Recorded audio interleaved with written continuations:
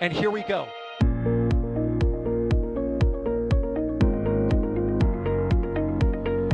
There's the W. Here's ignition. Following up. Did he just do a kerbal? Back to the moon and beyond.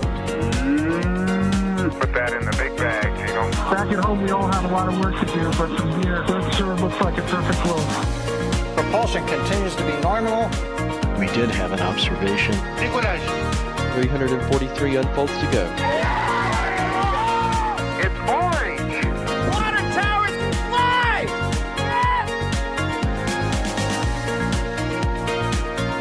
Bingo! Right in the center. Where's Jacqueline? There it is! That was surreal. That's not what we want to see. No! Oh my God. Yikes, you bet. Sure. We don't need any more of these.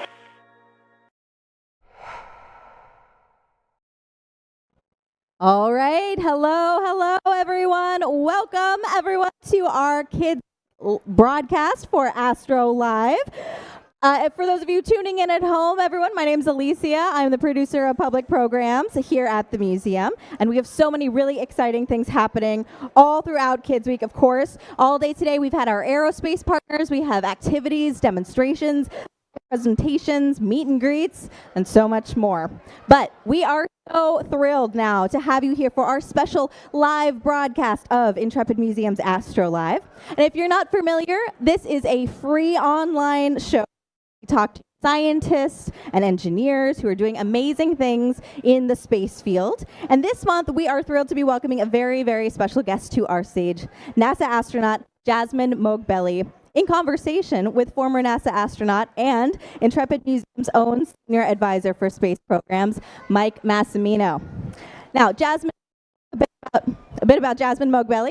She was selected as a NASA astronaut in 2017, and she launched to the International Space Station as commander of NASA's SpaceX Crew 7 mission on August 26, 2023. There, she spent over 6 months conducting experiments, including a spacewalk to service the ISS's solar array system. She is actually from New York. She's a New York native, locally here from Long Island, who studied aerospace engineering at MIT. She earned a master's degree from the Naval Postgraduate School, and she became a United States Marine Corps helicopter pilot and test pilot, logging more than 2,000 flight hours in over 25 different types of aircraft. Isn't that amazing?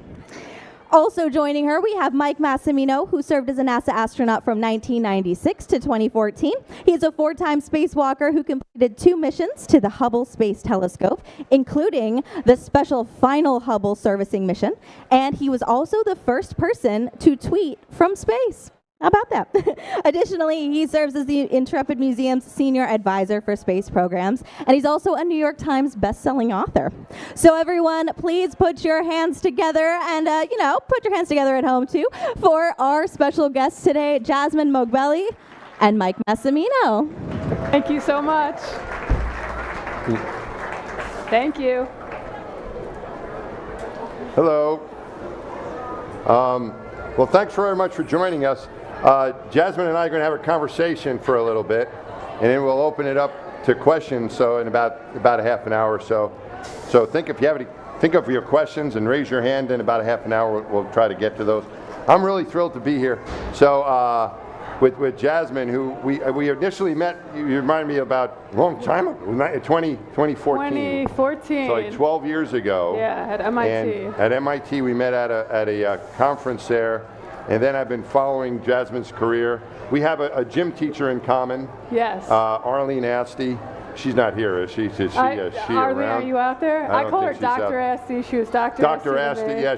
I didn't know she was just Miss Asti when I was a student. But anyway, she was a gym teacher at my high school, Cary High School, and then moved over to Baldwin High School where you went. Yeah. So you're a local person here, coming back home, sort of the general area. Right, you as well. What's that? You as well. Me as well. I live here now in New York.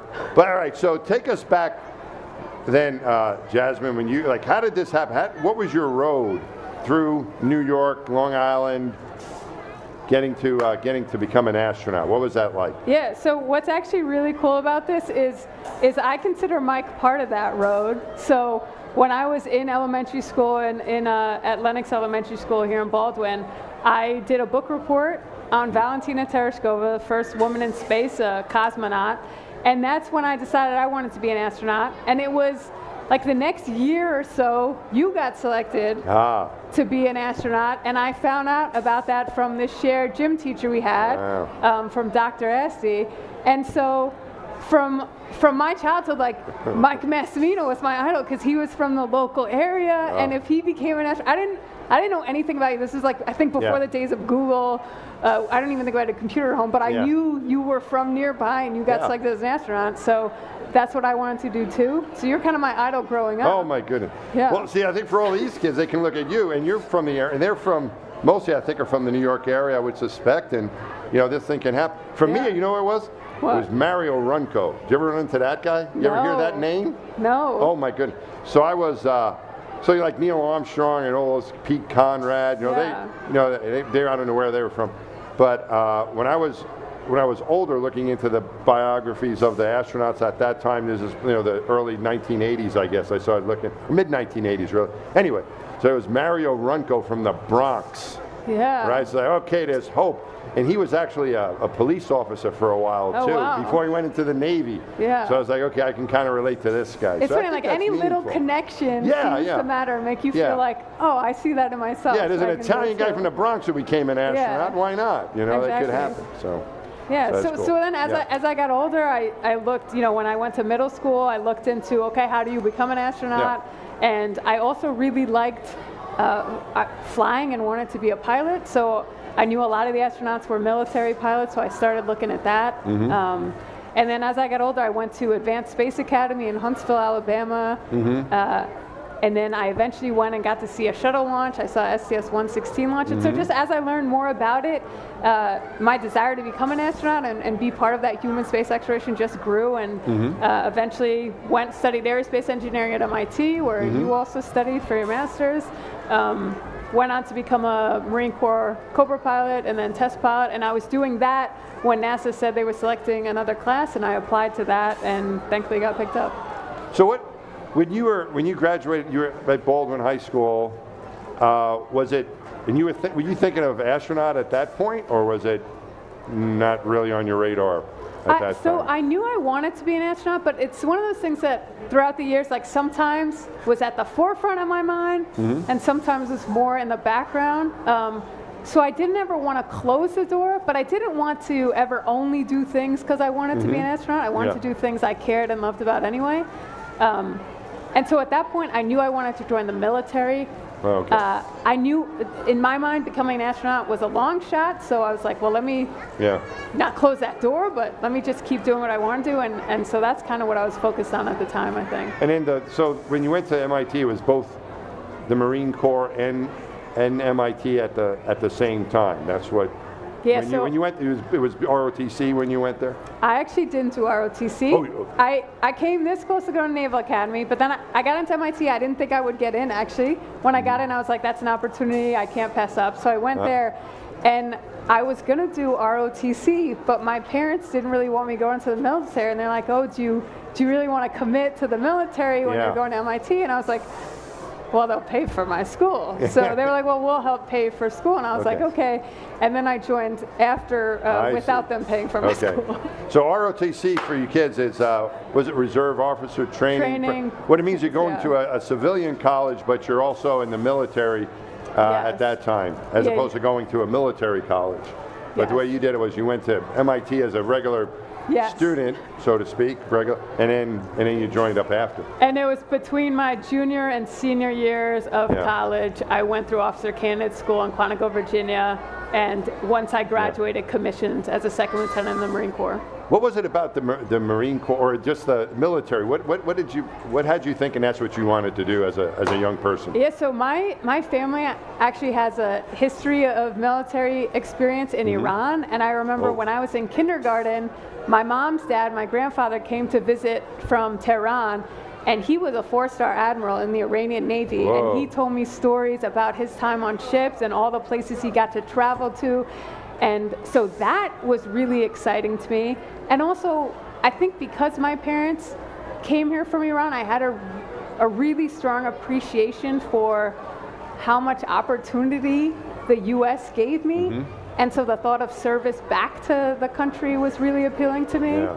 So there were a lot of things. And teamwork, I've always played team sports. And the military, there's a lot of camaraderie and teamwork there. So all those things, I think, contributed. So that's cool. So, and it didn't waver at MIT, right? Even though you were a civilian that whole time, those 4 years going through, because you could have gone a civilian route in life. Yeah, I knew I wanted to go military probably from middle school, and I think my parents were hoping maybe that would change, but it didn't. And then the Marine Corps specifically, actually, I didn't know much about it initially, and when I was a junior in college, they had a career fair, and there was a desk there with a naval officer and one next to it with a Marine Corps officer, and I talked to the naval officer first, but they didn't do guaranteed aviation contracts, and the Marine Corps officer was like, we'll do guaranteed aviation contracts, so that's how I ended up going officer candidate school for the Marine Corps, and once you do that, you're not going to another branch. So you're happy with that decision as well, not only just for the flying, but what you got to experience there. All right, so undergrad, and then the Marine Corps, and in the Marine Corps you flew. I flew helicopters. I flew H-1 Whiskey Cobra helicopters. So it's a 2-seater tandem a cockpit. I did 3 deployments in that, and it was while I was on my 3rd deployment, because we normally do 2 or 3 deployments, and then you'll go on to do a non-deployable billet. So I applied to test pilot school for that non-deployable billet. Got picked up there after my 2nd time applying. And my 3rd deployment, I came home, had a week, and then moved to test pilot school in Maryland. Okay, so and it was at the Navy Test Pilot School in Maryland. At Pax River, Maryland. So what was it like being? What are the things you learned as a test pilot that you found most interesting? Yeah, being a test pilot.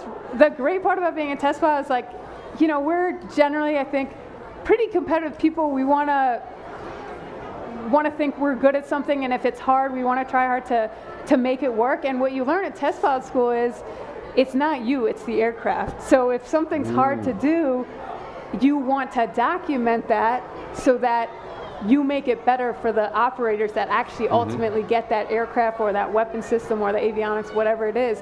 And so the biggest thing is like evaluating a human vehicle interface. So you're like same in the spacecraft or in an airplane, how easy is it to interact and make this machine do what I want it to do? So that was you learned that at test pilot school. Then you worked as a test pilot at that same place down in Pax River. Did you go somewhere else? I moved to China Lake, California. So it's the middle of the desert, kind of middle of nowhere. It's in this valley. You can see the whole town as you drive in. I remember. So I did. I was a developmental test pilot there, mostly on the H-1 Zulus and UH-1 Yankees. So 4-bladed helicopters, and then switched over to do operational tests in Yuma, and that's what I was doing when NASA put out the call for more astronauts. I see. So you applied. So that was a class of 20. Did you apply once and got in your first try? Yes. That's pretty good. And there took me 4. Yeah, some people say just get your name in there early. Yeah. Which I would recommend, actually. That's not what I did. I waited till I felt I had the strongest application and then put in. Yeah. But that would not be my advice to other people. I think I got really lucky. I think you should just show your interest and start putting your name in. And if they say no, just apply again the next time. Yeah, that's what I did. I started a little bit. I was still in grad school and applied twice while in grad school and then a couple times after.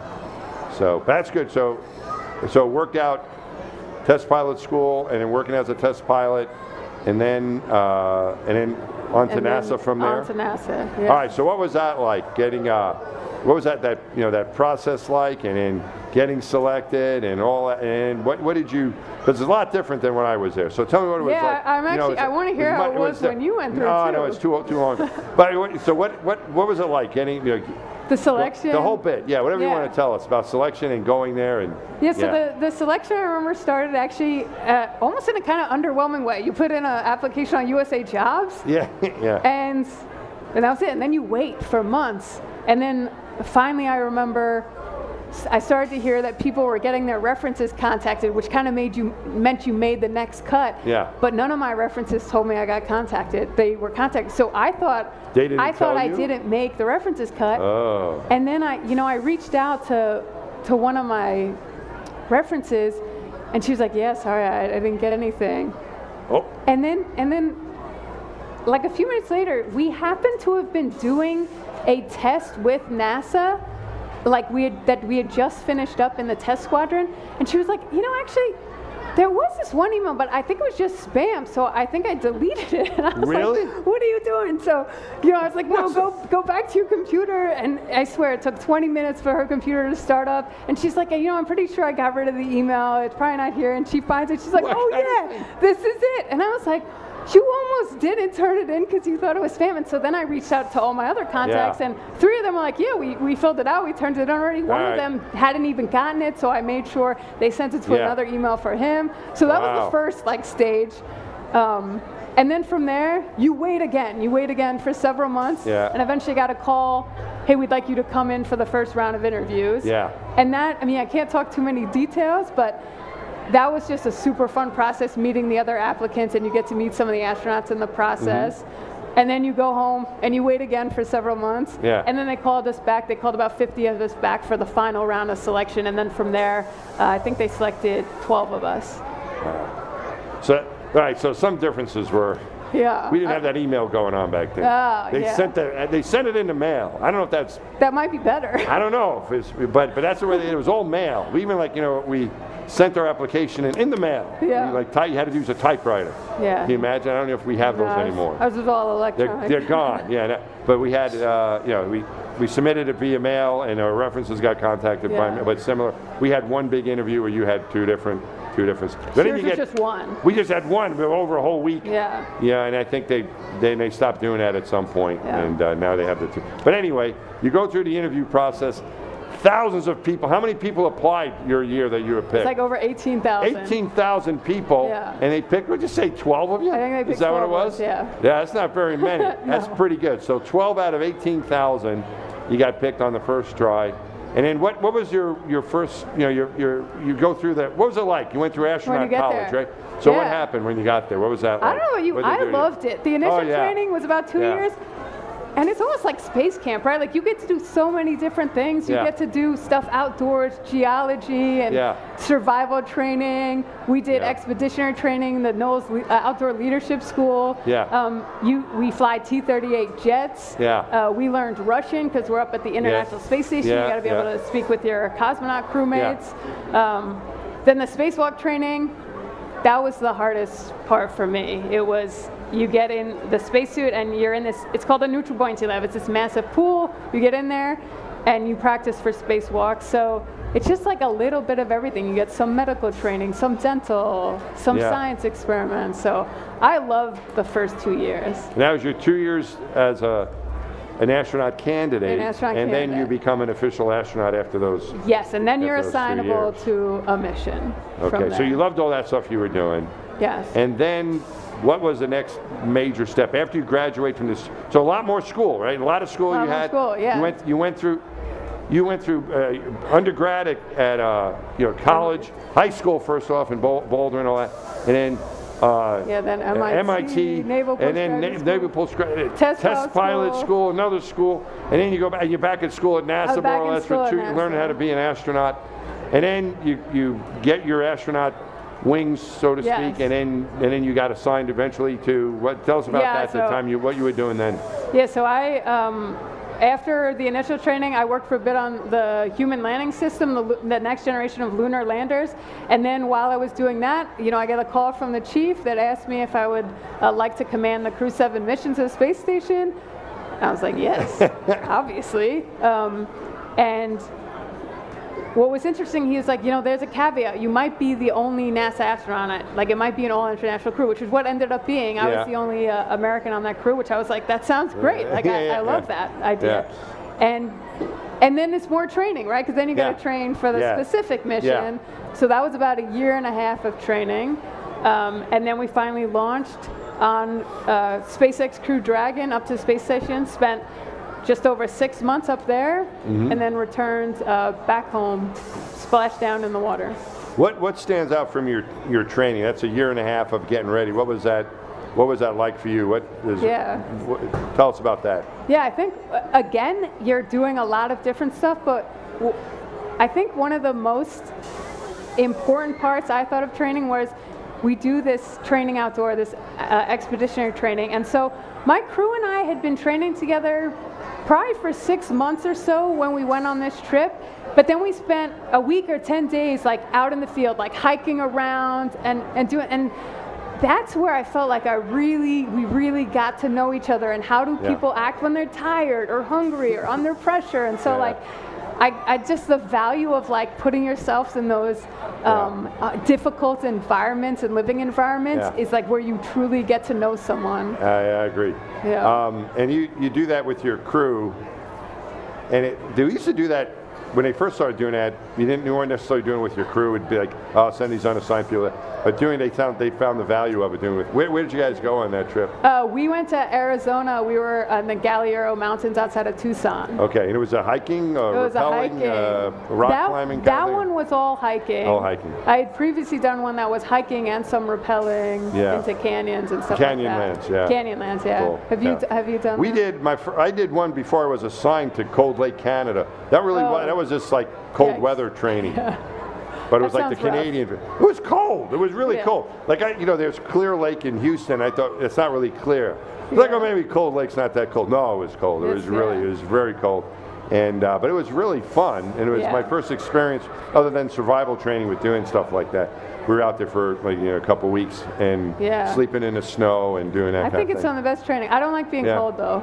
I actually got hypothermic on our first one. Yeah, I got like a frostbite or something on my feet. Yeah, it was really cold. It was like minus 20. Yeah. It was silly cold. It was really cold, but it was kind of fun being with everybody. But then with my crews, we did at the Canyonlands, my first crew. Yeah. My second crew, we did a kayaking. Oh, trip. I heard those are nice. Those are pretty good as long as the weather cooperates. The sea got angry the last couple of days, that's right. and it got to be a little more adventurous. Yeah. I was like, oh man, because big waves and stuff. But that was I would say, I don't know if easier is the right word, but not as much of a hardship until the weather got bad. Then then it wasn't as much fun that way. All right, so you did that stuff with your crew. So tell us what it was like. Your launch. And then getting there, you told me earlier how excited you were. You couldn't sleep in the spaceship. So what was it like? Take us through launch and then your time up on the space station. Yeah, I mean, leading up to launch, I was telling Mike earlier, I'd want to do this since I was in elementary school. So, it was hard to sleep leading up to the launch day. And then you launch. We're on Crew Dragon. For us, it only takes about 8.5 minutes to get, into orbit, in low Earth orbit. But then it was 31 hours to get to the space station. So in that time, you're in the capsule with the 4 of you. And it's decently sized, but there's not too much room. And I remember, again, I was excited. It's my first time in space, like in orbit, floating, looking back at the Earth. So I couldn't sleep hardly at all for those 31 hours. My crewmates slept the entire time. I think they'd wake up here and there for like 2 minutes, and then they'd go back to sleep, and I was like, how is everyone else sleeping? So, I got to space station, and I was pretty tired by that point. But you get up there, and we dock to the zenith side, or the top of the space station. So we enter it upside down, and I just remember I had trained for like hundreds of hours in the mock-ups, and I got there, and I was like, I have no idea what module I'm in. Like, nothing looks familiar, but like if you look at a room upside down, it looks totally different. So I was really disoriented and really clumsy. Like earlier I showed a video when I first got there, we're lining up for the welcome event, and I just like floating forward, my like feet are in the footrest, but like I done to grab onto it, and Andy just kind of plucks me back. So very clumsy initially, but then you kind of get used to it, and by a couple of days, I felt like pretty comfortable in that environment, and by a month, I felt very smooth up there. Yeah. So that's what I've heard from my missions were shorter, 2 weeks, and I felt more. But even after it really took about a month. Like when you said, like you felt like, when did you feel like a space person? You know what I mean? Like, hey, it takes like I felt like in a few days, maybe 4 days, I felt like I was 90% there. But the last 10% feeling really comfortable, like zooming around station, moving around, and rapidly changing your orientation and not having that throw you off, probably took about a month for me. And it was 197 days, did I get that right? It was 197 on space station, 199 total. 199 total. So close to 200. All right. You'll get a couple more days at least. All right, so 197 days, 199 in space, and 197 on station. Yeah. Tell us some of the highlights from your mission when you were up there on the space station. Yeah, I think what a lot of people don't know is all the cool work we're doing up there. I mean, we're up there to do science research, medical research, and technology demonstrations. And I was telling the people who were here earlier about the range of experiments. I think we had over 200 experiments that happened during the 6 months I was on space station, from studying our bodies to life sciences experiments, medical research, studying different phenomena like combustion. We were pulling fiber optics up there, different material science. I really like the stuff that's mounted on the outside of space station that's looking back at Earth, that's taught us so much about Earth. So there's a ton of stuff going on up there that's really cool. But then, of course, the special moments, the personal moments, are the ones different moments with your crew a lot of the time, I found. And I was up there with, I think I crossed paths with 21 different crew members from 10 different nationalities, and so many special moments in there from hanging out with them. Yeah. Is there anyone that stands out that you could share with us? Like a special moment? Yeah, so I've got a pretty funny one. That's good. So on space station, there were 7 of us up there. The 3 cosmonauts kind of slept in the Russian segment, and then the 4 U.S. crewmen, so it's myself, Laurel from NASA, Satoshi and Andy from Japan and Denmark. We have our crew quarters, so one's on each side, one on the ceiling, one on the floor. That's your own personal space. It's almost like a phone booth sized room. And I'm a late bird. I stay up late. So I was the last one to go to bed. I'd just fallen asleep, and suddenly I wake up really groggy to screaming and banging. And I'm like, there are only 6 other people on this space station. What the heck is going on? What possibly is causing someone to scream? Right. And it was a loud scream and bang. And so I open my crew quarter doors, and I'm looking around, and then Andy opens his, and we're just looking at each other.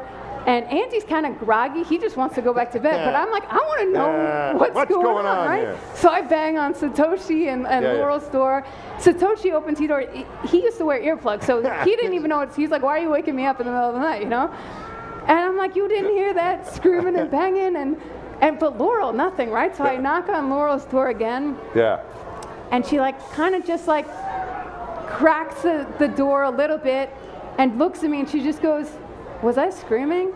And I'm like, yeah. And she closes the door, and I'm like, what? And then she maybe 30 seconds later opens it a little bit, and she's like, was I banging? And I'm like, yeah, you're banging. And she closed it again, and then a few seconds later, she opens it fully. And I'm like, what's going on? She's like, I was having a space nightmare. Really? Yeah. And she said she had dreamt that she was floating into a module, and the hatch closed behind her and locked, and she was banging for us to let her out. Wow. So that cracked me up. That is pretty funny. Yeah. And it was space related. It wasn't like she was being, locked out of something on Earth. She was having an actual space nightmare. Yeah. Wow, and she was vocal about it. It only happened once? It wasn't... That bad only once. Only once.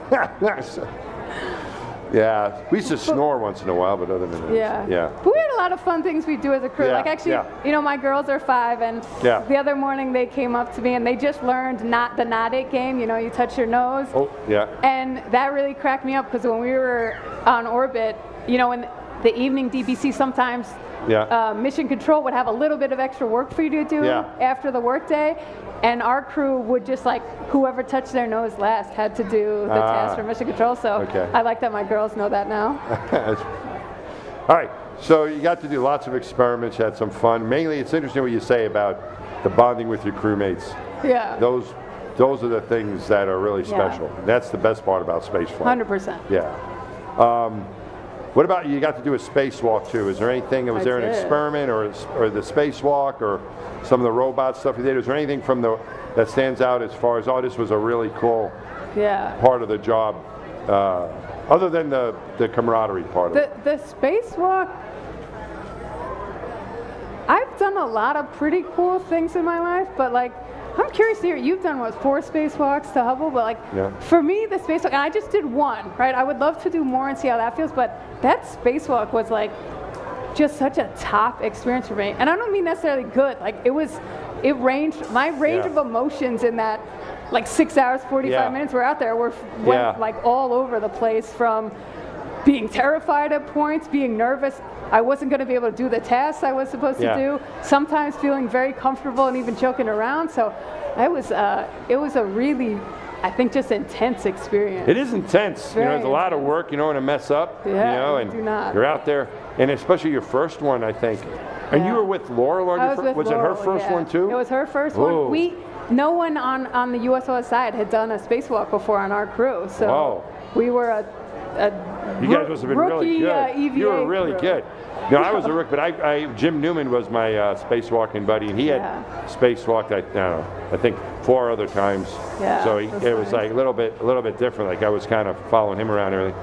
But I think you're right though. The first, it's supposed to be really just the greatest thing ever. You're like, I don't know, but it really gets better. It's like, you want like more than one. I think you want to go, because the second one you're like, all right, I'm not going to disintegrate out there. And you enjoy it more. And then the more you get a few more in there, I think you just get you know what it's going to be like, and you can enjoy it even more. I think each time. That's what everyone's told me. The second one is very different than the first. We thought we were going to get a second one, and ended up things changed, and we didn't end up getting to do a second one. So we just had the one increment.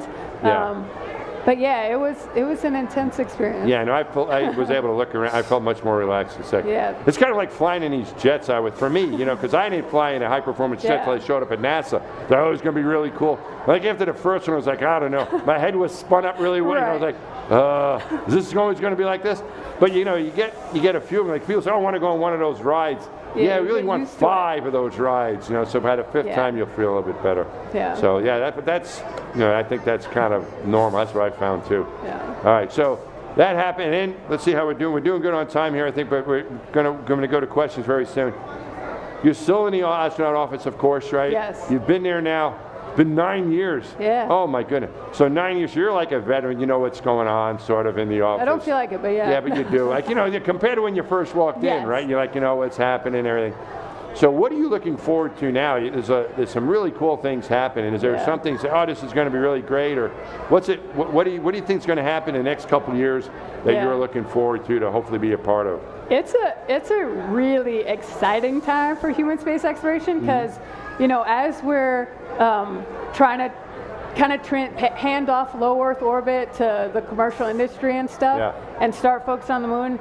The Artemis 2 crew hopefully launching here in March.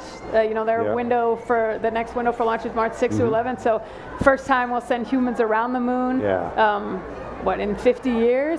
And then hopefully the next mission is landing, and this time we're talking about let's build a sustained presence there with habitats and pressurized, unpressurized rovers. So I'm really looking forward to that. I would love to go back to space station because I love it.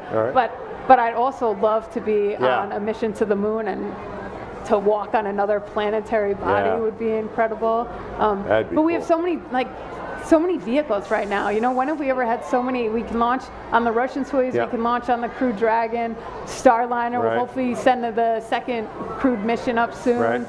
Then we've got Orion and a human landing system. So there's a lot of new spacecraft. A lot of options. Cool. Well, we'll see. We should all be very excited for what Jasmine's going to be doing next, whenever that is, because it's going to be something cool. Like I say, either space station. I don't know. I'm kind of personally. I hope you get to go to the moon. I would be on that first landing. I'll give Maker a call. That'll probably ruin your chances. But I would be. You have my vote. I would absolutely. I think that would be great to have you on that. I'll take all the votes I can get. All right. Okay. Well, I would. You have my vote. All right. So how we do? Where's our adult supervisor? Are we good for questions now, or we can? You want? Okay. Yes, absolutely. So if anyone has any questions questions, please raise your hand nice and tall, and I'm going to come around to each and every one of you as best I am able. Okay, right down here in the front. What does it feel like to blast off? What does it feel like to blast off?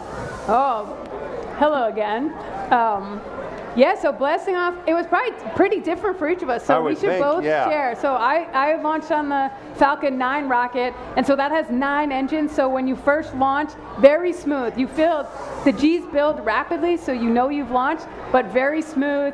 And then when that first stage cuts out and separates, you're weightless for a little bit, and then it's a very slow, and the second stage has a single engine, so that's much more rumbly, and it's this very slow build back up to 1G and then all the way up to 4.5, and then when that cuts out, you're floating. It felt like I was hanging upside down in my seat, and that's when I eventually got to unstrap and look out the window for the first time. But yeah, you launched on shuttle. You had 4.5 G's you pulled on, is that right? For how long did you not very long, and it's this way, so it's not more than a minute. It's not intense. Was it at 4.5? No, it just slowly climbs to that and then comes back down. Oh, okay.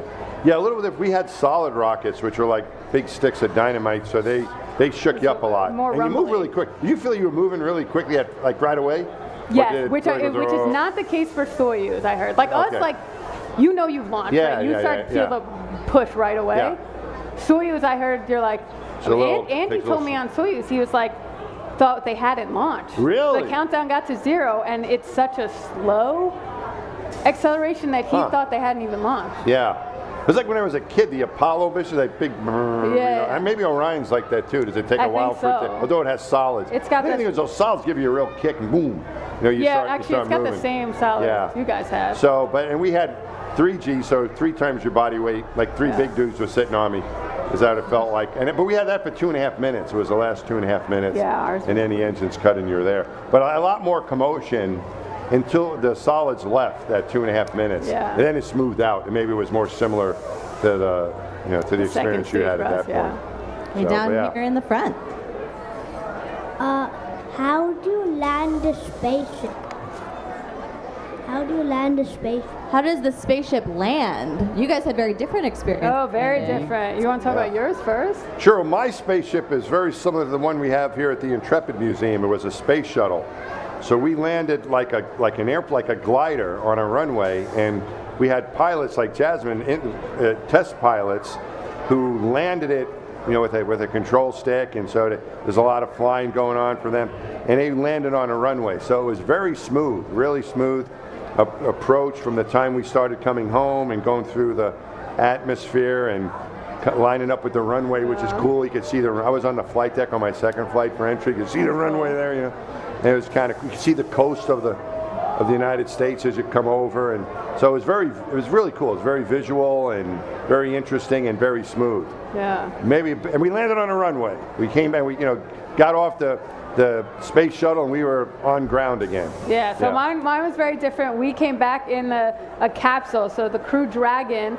There's a capsule over there. It's a Mercury capsule. It's much smaller. Ours is bigger. It fit 4 humans, but it comes back. The heat shield facing the Earth as you enter the atmosphere, and then we splash down in water. So the parachutes deploy, we splash down in water, and then this boat comes with a crane that picks us up out of the water onto the boat, and then they take us out of the capsule, and then we get to go on a helicopter to get to land, and then to get back home to Houston, they put us on a jet to take us back there. So there's a lot of transportation involved.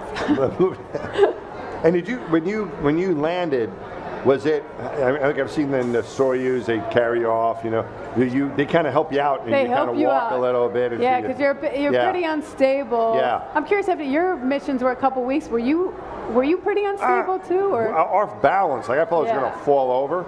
And you put your legs really wide, but we were able to do a walk around. Okay. All of us after that, and so it was only 2 weeks. You were there for 6 months. That's a lot longer. Yeah. What was it? What did it? If I can interject another question, because I get asked this a lot by my students. Yeah. So for me it was like, all right, a day or two we were okay. But what did it for you? It felt. I've heard people describe it much differently on the way back because we're still in good shape. Yeah. Right. You're strong and muscles and bone, I was probably in better shape than ever because you work out every day so physically, up there. but what did it feel like? What was it like? Yeah. So I was very unstable, like very wobbly. I was lucky I didn't feel sick at all. A lot of people get nauseous when they come back. I didn't have that at all, so it's just like very interesting sensations. Yeah. Like if I was perfectly straight up, I felt heavy but okay, but if I started to lean at all, I thought I was just kind of gonna tip over.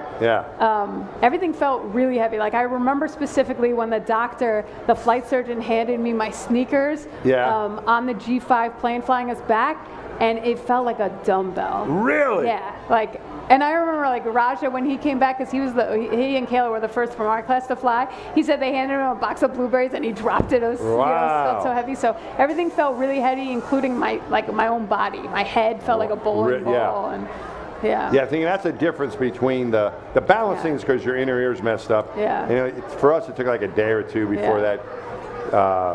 But I think the idea of everything feeling heavy, everything felt really I mean, heavy. a little bit, but not as much as what I've heard. Yeah, people like you have got a chance to be there for longer periods of time. That's a lot different. When did you start feeling, okay, I'm back on Earth and I'm 100% good? So I felt like it was like this, you know, within hours I was getting better, within days. Like I felt I got to 90% within maybe a week. Okay. But it was that last 10%. Interesting. Probably took 4 or 5 months. Yeah.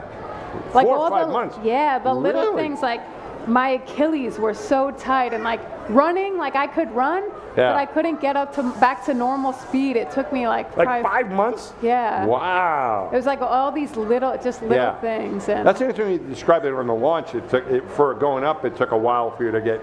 You said a couple of days. That's interesting. Kind of the same. That very last similar, 90%. The last bit. Okay, I'm sure we got more questions here. Right next door here.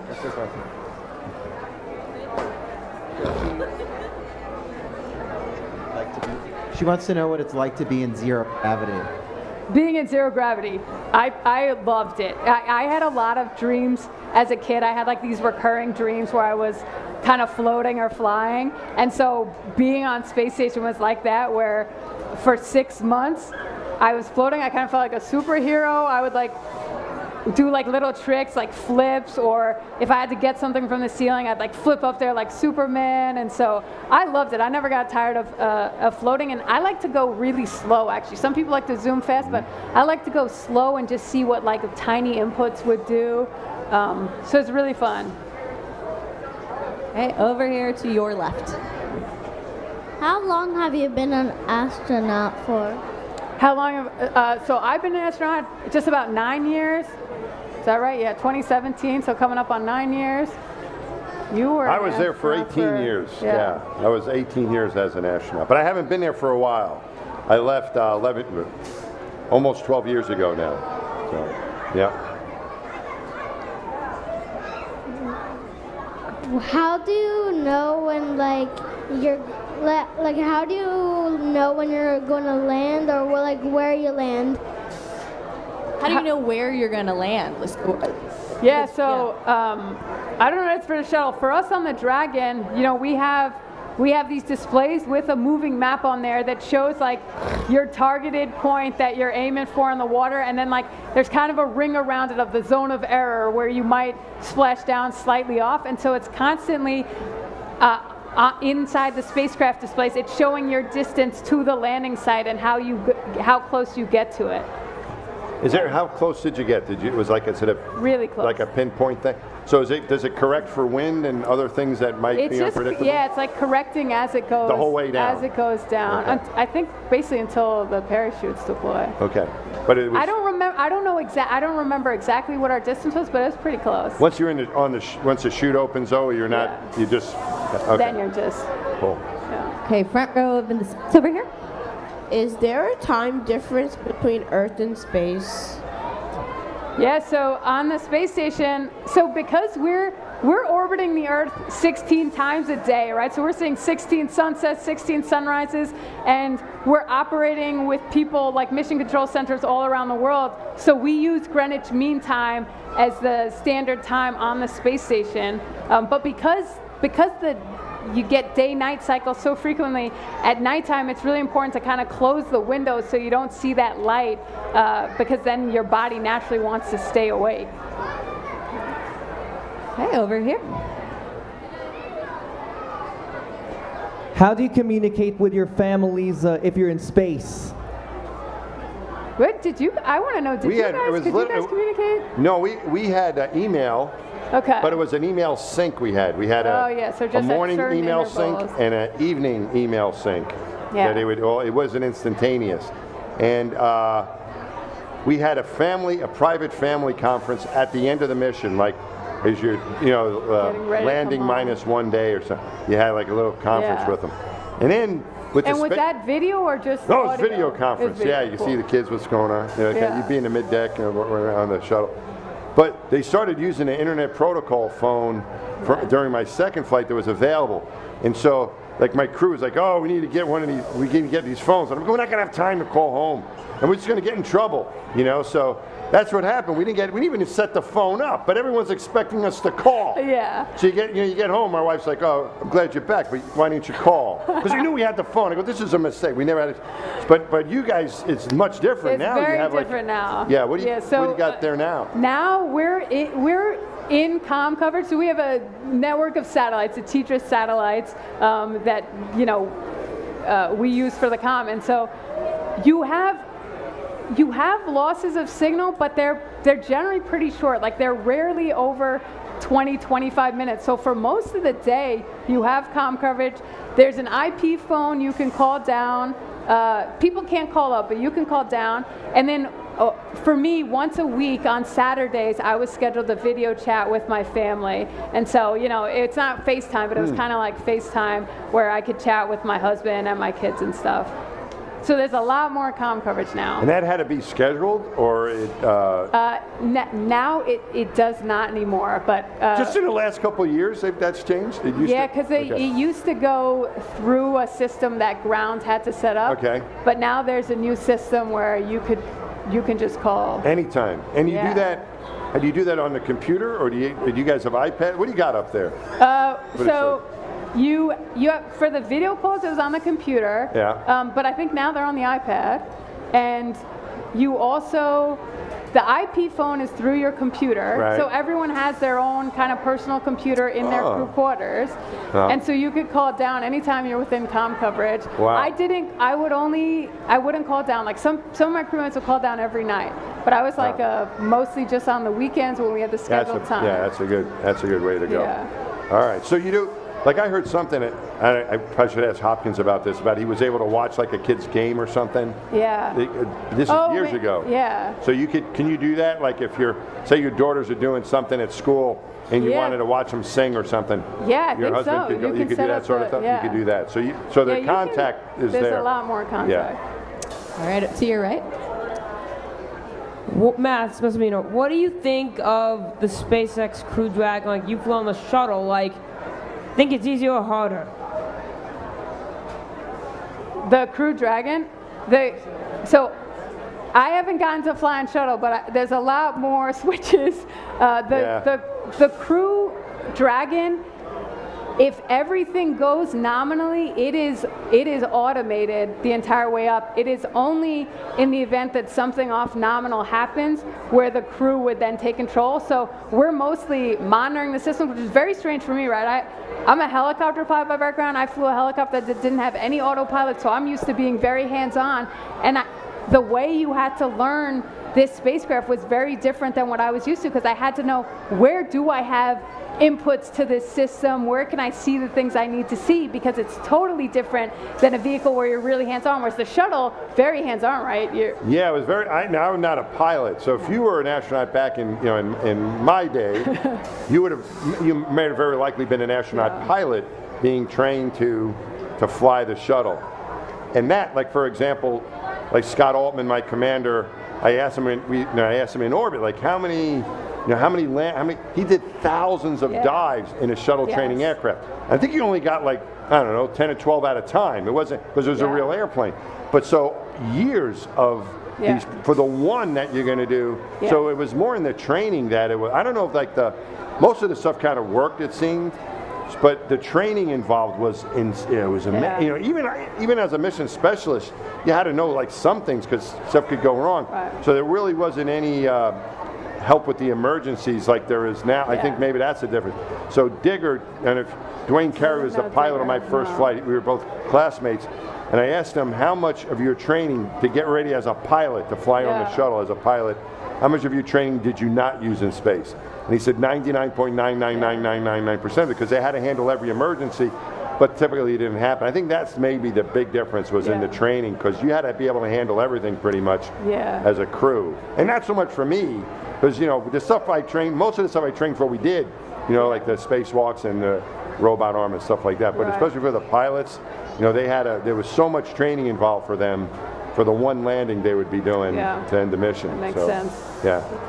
Yeah, I mean, some stuff is similar, like even space station, right? We spend how many hours training the space station systems and stuff? And that's kind of what it's like, And I don't think I don't know if I sent a single command when I was on space station, because nominally the ground is really flying the space station. You're there to do science and do maintenance and do other stuff that ground can't do. So I honestly, I couldn't tell you if I sent a single command, but you trained for that so many hours. And Did you work as a Capcom yet? Have you done that job? And you've done it for station? Have you done it for... I've done Capcom for station. I guess that's only... Because what we did, like I did shuttle and station. And the difference was with shuttle, I would say it was like 80% of the stuff had to be done by the crew. Or when you just turned on to here, this, I like, do this, do that. It was like the opposite with and the crew didn't even know after. There was like 80%, maybe more, maybe 90% done by the ground. Maybe more now, I think even. Well, so that's the computing power they had to do those things. I think there's a better way to go, though. I would say, because I mean, for you, maybe you would have liked the shuttle more. I don't know. But some of those people, I was like, this is nuts. You know, what are we doing here? It is hard as a pilot to like sit there and spacewalking was much easier. When do we get to the pool? It was like crazy. How do you guys do? But like the pilot, it would be interesting to get your opinion on it if you're able to see both. All right, we have time for like 2 more questions. Here we go. Did you guys use amateur radio or ham radio in space to talk to people on the Earth? What was it? Did you use amateur radio while you were in space? Did we use ham radios? I did, yeah. You did? Did you? Yeah. No, we didn't. No, I didn't. Yeah, we have 2 ham radios on the space station. One, you know, on the Russian segment, and one in Columbia, the European Space Agency's module. And so, yeah, I got a ham. You know, I got my call sign and all that. I had to take the test and everything to get trained on ham radio, so that when I got up there, I could do it. And it's up to the astronauts if they want to do it or not. It's not something we have to do, but it's optional training we can get beforehand. So I opted into it so I could do it. And it was really fun to do because people get so excited when they get that contact from the space station. So it was pretty cool. That's still used even though you can call with a phone? Yeah. Okay. It's used, and we'll do events, you know, with, you know, Girl Scout troops or different schools and stuff that are learning the ham radio. We did, Serena did with some of my students, built an antenna to do the ham radio. But that was the only way you could communicate at first, I think. From this, like Bill Shepard, you know, we used to have a shack out in on the running trail out behind the old gym. Oh, yeah. Yeah, you just go like they had like a ham radio thing out there. Maybe they still have it, I don't know. Yeah, I don't know if that's there, but now it's mostly just for like... More fun, not your only way to communicate with your family. Interesting. All right, and your last question to your left down in front. What made you want to become an astronaut? What made us want to become astronauts? You know, for me, you know, it started as like, I did that book report and it just sounded like something, you know, really exciting and adventurous. And then I think as I learned more about it, I just really liked the idea of exploring. You know, I thought about, like, at the time in elementary school and middle school, I'd learned about the explorers back in the day that went on these ships on these long journeys. And so to me, it was like, oh, this is the new age of exploration. It's like exploring into space. And I also think, like, as I learned more, I was like, every time we push the boundary and push the envelope, we end up like developing technologies that maybe we wouldn't have needed otherwise that end up helping us back here on Earth. And also we've learned so much about Earth from going out to space and looking at it from space. So I think that also really appealed to me, the aspect of like doing it for the betterment of our own planet. So yeah, I think it like kind of changed over time as I got older why I wanted to do it. How about you? So I'm old enough to remember the Man on the Moon, you know, Neil Armstrong. That got me interested, but it was, I mentioned earlier, I saw the Right Stuff. Did I tell you about that? I saw this movie when I was about ready to graduate college, and it kind of got me thinking again about the space program. I really didn't even consider like a career in the space program. Well, at least I could do something to help out. I was getting an engineering degree. But the thing that what I remember from that movie the most, one was the way it was filmed, with some of the scenes out the window and the orbital flights and looking at the planet. I was like, oh, that looks really cool. But the other thing was the camaraderie between the astronauts. I really missed that, I think, at that point. I mean, I had friends, and you know, I played sports in high school, but not so much in college, and I kind of missed that feeling. And I thought, well, wouldn't it be great to have that sort of camaraderie? My father worked for the fire department in New York City here, so it's kind of like, you know, it's like, oh, same. How could you get? And I thought like that would be like the ultimate team to be a part of, and that's what. And I wasn't disappointed in either of those things. No. All right. We good? Well, that was absolutely amazing. Thank you both so very much again for being part of our Astro Live. Thank all of you guys out here for your wonderful questions. And of course, those of you at home, stick around. We're going to get to some of your questions as well. We also want to thank, of course, our wonderful sign language interpreters as well. You can thank them by going like this.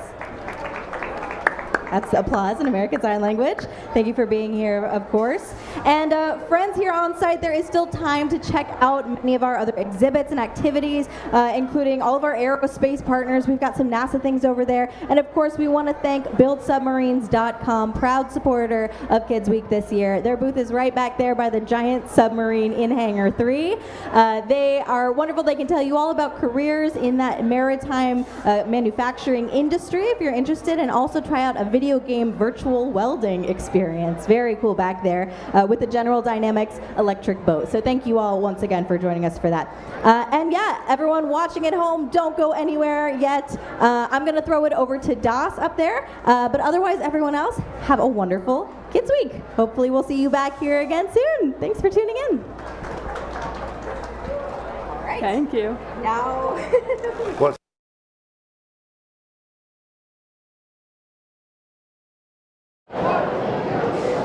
All right, folks. Really quickly here, we are going to be doing a little bit of a reconfiguration. Greeting from the control booth up here. We are going to have a one-on-one discussion between Alicia and Jasmine. It's going to take us just about 5 minutes to get switched around, but they're going to come up here to the control booth and continue to talk with us. Don't go anywhere. We have just a second here to get reconfigured, and then we will be right back with a one-on-one interview, chat, whatever you want to call it, between Alicia and Jasmine. Also, seen some of your questions coming in, so if you asked a question on the live stream, Alicia is going to try and answer or ask that question when they come up here for the one-on-one. Real quick, also, Space Pope supporting the virtual events here. I saw a $100 donation to the Intrepid Museum's ongoing fundraiser to support streaming events like this. Remember, they do the events at the museum, but in order to share it with people who can't actually make it to the museum, supporting those fundraisers really does help. So there's a button there on the YouTube stream. Again, that's an ongoing thing. Intrepid's always doing fundraising to support events like this so that we can stream them to you. But we do appreciate y'all's support. We will be right back in fact, they're walking up here right now. We will be right back with a one-on-one chat between Alicia and Jasmine, and when we have that, we will see you in just a minute. Thanks again for watching, and thanks for the support, y'all.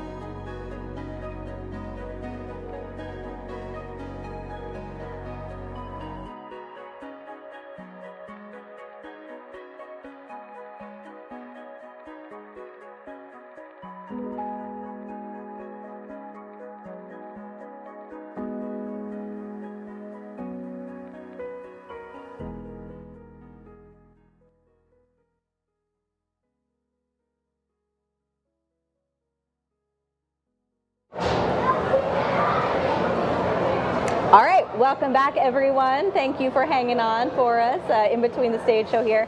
We are joined now live once again with Jasmin Moghbeli, NASA astronaut. Thank you, first of all, again. You have been such a trooper these past couple days. We've had her not 1 but 2 days here at Kids Week, which is wonderful. You've done meet and greets with the public. You did a members event. She's spoken on stage a couple times, and then of course the Astro Live we just did. I loved it. It's been a pleasure for me. Everyone has been so excited to see you, as you know, but you've been so generous with your time. You've been like answering every single question. So I love meeting the kids, and you know, Mike Massimino is one of my idols, so super cool to do the event with him. He was really excited to do it with you as well too. So on that note, we actually, Das and I met you at the Neutral Buoyancy Lab last summer. If you haven't already checked out that live stream that we did, it was epic. We spent like 4 hours there. They took us behind the scenes, and you and Jessica Watkins, who we actually also had at Kids Week a few years ago, were the 2 astronauts in the pool the first day when we got some B-roll. So we were able to meet you briefly, and I remember I was like, oh, we're the Intrepid, and you're like, I'm from New York, and we were like, yeah. We have a great photo of the 3 of us, and we're all like, yeah, it's great. But so I want to start there to actually ask you that question. How similar would you say that your original training in the Neutral Buoyancy Lab was to your actual spacewalk? How do you feel like that really translates? You know, I think the first thing I'll say is that first moment I opened the thermal cover and went outside the space station, I was really glad we had done so much training, because it can be really disorienting getting out there, and now there's not that gravity that's pulling. In the Neutral Buoyancy Lab, there is gravity still, so you always know up is one way and down is the other way, and so that's not there. So I was glad I knew the station layout from the outside from the Neutral Buoyancy Lab. Differences, I'd say, I thought the actual spacewalk on space station physically was maybe a little bit easier. There's not the water drag, so every time you translate, it's not that hard. The orientation you're in doesn't actually matter, whereas in the Neutral Buoyancy Lab, as much as they try to mimic it, it matters when you're in different orientations. But mentally, it's probably a little more difficult when you're on the space station, and you know, all eyes are on you, and it's real. You know, if you mess up, that's you and your crewmates' lives on the line, or you potentially damage space station if you mess up the hardware or something like that. So a lot of, I think, mental pressure. And you don't have little swimmers, you know, helping you, moving you around out there, the divers in space. Sometimes you wish you did. We'll work towards that someday, maybe. So you mentioned, you know, that feeling of how it was a little different because you don't have the drag. Can you describe that feeling then when the airlock opens, that first time that you actually step outside of the ISS, or I don't know, maybe you swung yourself around or something, but that feeling of just being exposed to space like that? Yes, I'll tell you. Well, first, I opened the thermal hatch, and if you watch the video, you'll hear me go, wow, because that was the first time, I saw the Earth from outside the space station, so it's like a much clearer view just through the helmet bubble. And then I remember, you know, we train a lot at getting out of the airlock in the Neutral Buoyancy Lab. It's actually quite challenging. But when I did it on space station, I kind of flipped over my back, and I felt like I had tumbled so fast because I was used to the water drag in the pool. And this time I just flung over and I was like, oh, I got to be a lot more ginger and gentle. So that was like kind of a wake up call. And then they give you about 5 minutes if it's your first spacewalk to just get used to being out there. And I remember, you know, putting my tether down and you let go with your hands, and that was fine when I could see my tether in front of me and I knew it was connected. But when you translate on space station, you disconnect your tether. You have a safety tether going back to the airlock, but you might be, you know, 70, 100 feet away from the airlock, so you definitely don't want to be pulled by your safety tether. So that's what when I initially, at the start of the spacewalk, felt most nervous was when I was moving along, not with a local tether down. I felt very nervous, like, oh, what if I miss a grab? You know, that's a big deal. So. Oh my gosh, I can only imagine. So when a lot of astronauts, you know, kind of mention this, when you came back inside, how would you describe that lingering smell of space? People have described it as burnt steak. as welding fumes. Did you kind of get a sense of that once you kind of, you know, decompress and everything? It's not a satisfying answer. I don't have a great sense of smell, so well, and up there too, right? I guess I can't remember any, because I had heard people describe it differently, and I was very curious what it would smell like. To me, I don't remember smelling anything. So I don't know. Your so adrenaline was probably. I'm like, I can't. I don't. You'll have to go up and do another one. You'll have to do another one for science.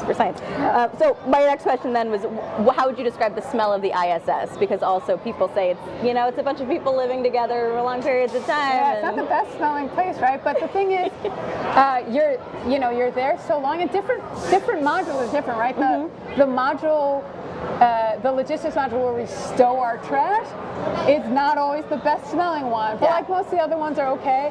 But I do remember, because you get so used to the smell of Space Station, when a cargo vehicle came up with fresh fruit and like there were oranges, I had never smelt an orange so much. Like it smelled amazing. Because, and I brought a Persian dish up there for Miss Sabs, and I remember when I first opened the container of that, and the smell like was just so overwhelming in a good way, because you're just not used to those smells. It probably brought you right back home too, familiar smells. Immediately.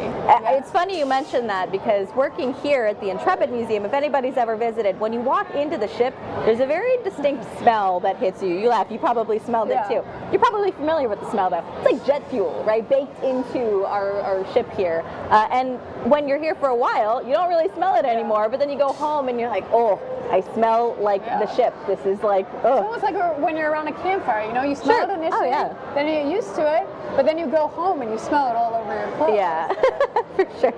All right, so another question for you now. Your nickname is Jaws. A lot of the astronauts have nicknames, or call signs, I suppose. Can you tell us how you got that nickname, Jaws? And is it like Jaws, or is it like the shark Jaws? It's like Jaws, but a lot of people think it's intense, like the shark Jaws.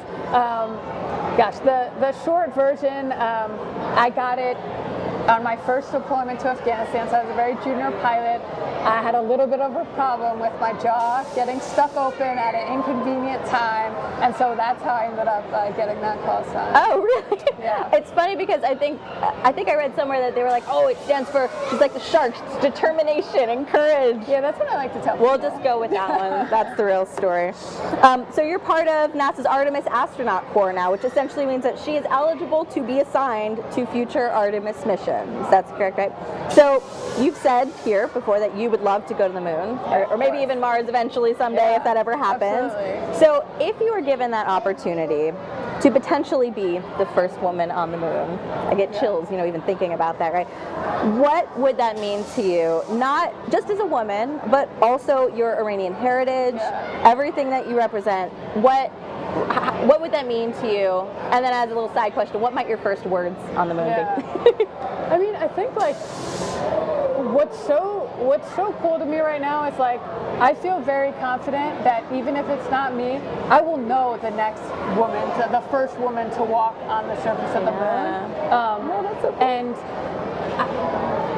if it happens to be me, like what an honor, but also like I love the fact that like I wasn't even born here in the States. You know, my parents came here from Iran, and it's like so representative of what I think the U.S. is about. It's like bringing people from different cultures and giving them an opportunity to achieve their dreams, and that's why I wanted to serve for the military in this country. That's something I just really love about this country, and like to be someone who came from that and then got to just become an astronaut. Like I think that's so cool, and then to potentially, you know, represent us on the surface of the moon, and like we talked about earlier with Mike, like just being able to see some connection to someone makes you think you can do it too. So if that lets young girls and boys out there see that and think like, okay, like I feel some connection to her, and now maybe I can do something like that too. Maybe it doesn't have to be an astronaut, but something else. So I think that part is really cool. And have you thought about what your first words on the moon might be? No, I have not. We're still a few years out. All right.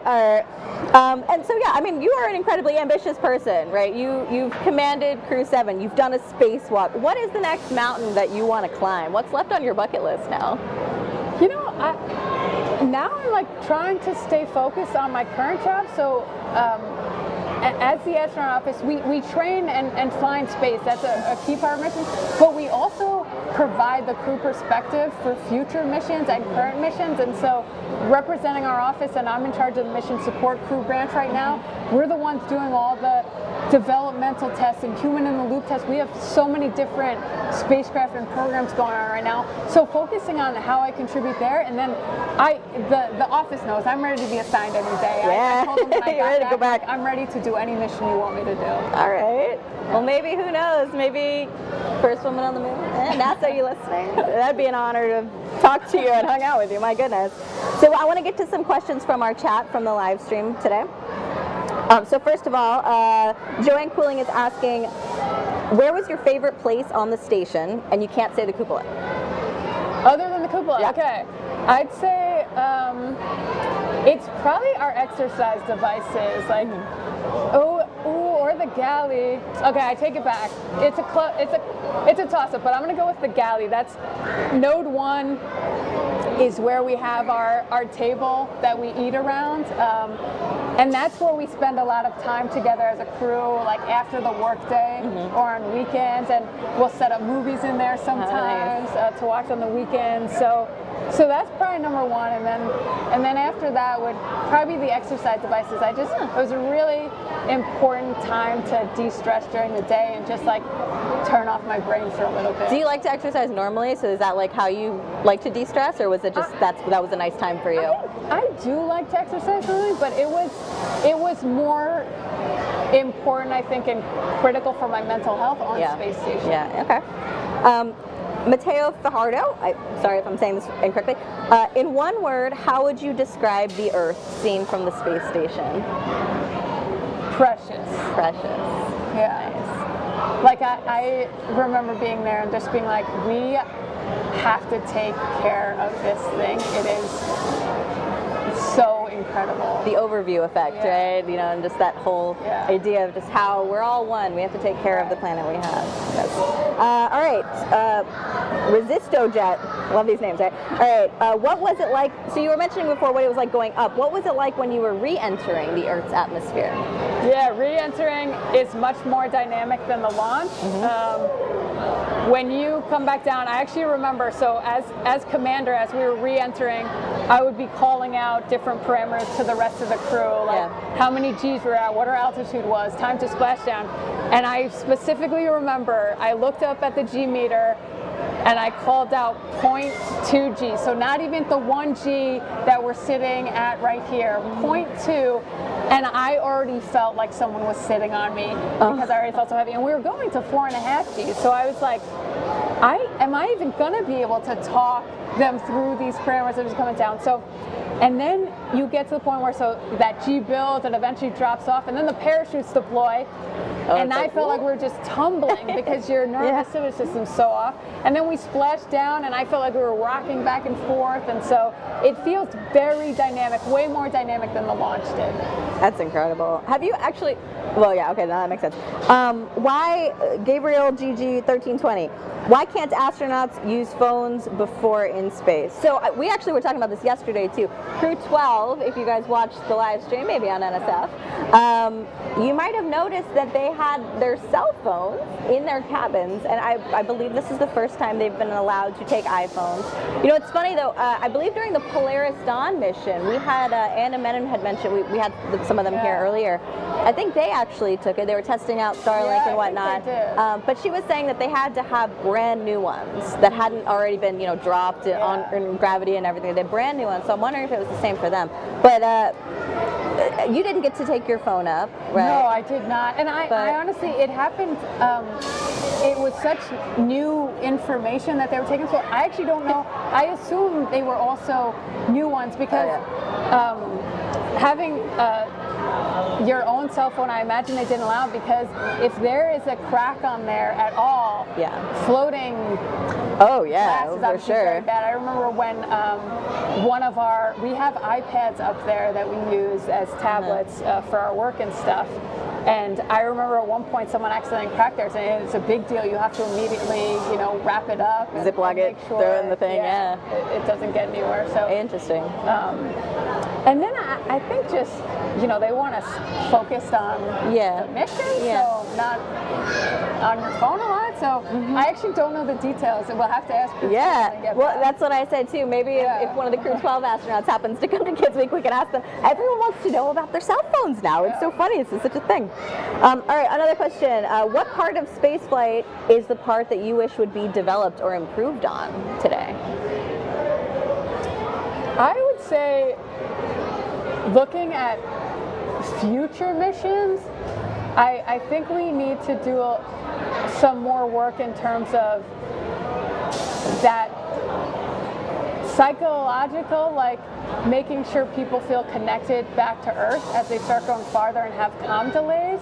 And then also, on Space Station, we talked earlier, we've gotten to the point where we have almost consistent comm coverage, and so we need to develop ways for the crew to be more, to be able to operate more independently as we talk about going back to the moon and then especially to Mars. So I think that's something we need to focus on, is how we handle the operational day-to-day stuff, because no one can be an expert in everything. So on the Space Station we rely on the experts on the ground, but you won't be able to have that constant reach back that we do on Space Station. So I think that's an aspect we really need to work on. Sure, for sure. And and especially as we start going even further out into the universe, right? A couple questions about how what did you do to relax type thing, and the working out. You said that relaxed you. Is it true you work out for 2 hours on a spacewalk day? No, every day. Every day. Every day we're scheduled. It's a two and a half hours. 1 hour for cardio. We have a treadmill up there. It's called T2, where you kind of wear this vest and it pulls you down onto the treadmill. Right. And then we have a stationary bike, and it's kind of cool. It doesn't have a seat because you don't need a seat. You're just floating above it. And then we also have about an hour and a half for resistive, like weightlifting. There's a ARED device that has vacuum cylinders to create the resistance. So yeah, 2.5 hours every day. And then like you said, I really liked working out. I really look forward to it on Space Station. Other things I do to relax, hang out with my crewmates, look out the cupola. I took a lot of photos out the cupola. There's some instruments up there. I play guitar every now and then. And then sometimes just, call back to my family and chat with them. So. They keep you grounded, I'm sure. So a question that we always, just to wrap it up here, a question we always usually ask astronauts is, what is a question that you wish people would ask you? What's something that you want to share that doesn't, usually get a highlight? I think I really like it when people ask about all the other people behind the mission, and anyone we shout out specifically here? Yeah, well, so as astronauts, we kind of get to be the face of human exploration, but really, there are tens or hundreds of thousands of people working to prepare us and make these missions successful. We have our training teams that train us for us. We have the flight control team that's on the ground around the world, not just in Houston, but around the world, that's supporting us. All the scientists and folks that are developing the experiments and talking us through them while we're on Space Station. All the people that design, develop, build, test the hardware and the software, the safety folks. There's just so many people involved in human exploration. Is a really big task, right? There's a lot of risk involved that we have to mitigate, and we put our trust in all those people to keep us safe and make the mission successful. I'm actually really glad you said that too, because that's an important thing to convey to everyone out there, especially young people watching. There are so many different careers in the aerospace industry that contribute to doing amazing things like that. And at the Intrepid, that's really something important to us too. We want to tell you, it's not just the beautiful faces of space flight here. It's also the people behind the scenes, the comms people, the artists even, JPL artists, drawing what these faraway places look like. Space architects. people keeping our life support systems. I mean, there's just so many different things. So many. Anything you want to do, there's a job for you in these fields. It is, which is awesome. That's so cool. Everyone can be a part of it, and everyone should be a part of it because space is for everyone. Space. 100%. Well, I don't want to keep you too much longer, although I'm sure we could ask you questions till the cows come home, but I'm sure you also need a break. You've been so great with us. But thank you so much again for being here the past 2 days. It's been lovely to get to hang out with you. Thank you, everyone, again, thank tuning you so in. much. And thank you for signing. Thank you for the ASL interpreters here as well. And yeah, I guess that about wraps it up. Thank you to the NSF team behind the scenes here as well. We've got Das, Kevin, and Jason. Thank you all as well. But otherwise, that I think is about a wrap for us here. So yeah, we'll see you next time. Thanks for tuning in, everyone. Bye.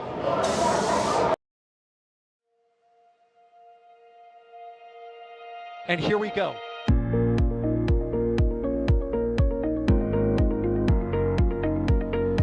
There's the deluge. Here's ignition. Doubling up. Did it just do a kerbal? Back to the moon and beyond. Put that in the big bag, you know. Back at home, we all have a lot of work to do, but from here, it sure looks like a perfect globe. Propulsion continues to be normal. We did have an observation. 343 unfolds to go. It's orange. Water towers can fly!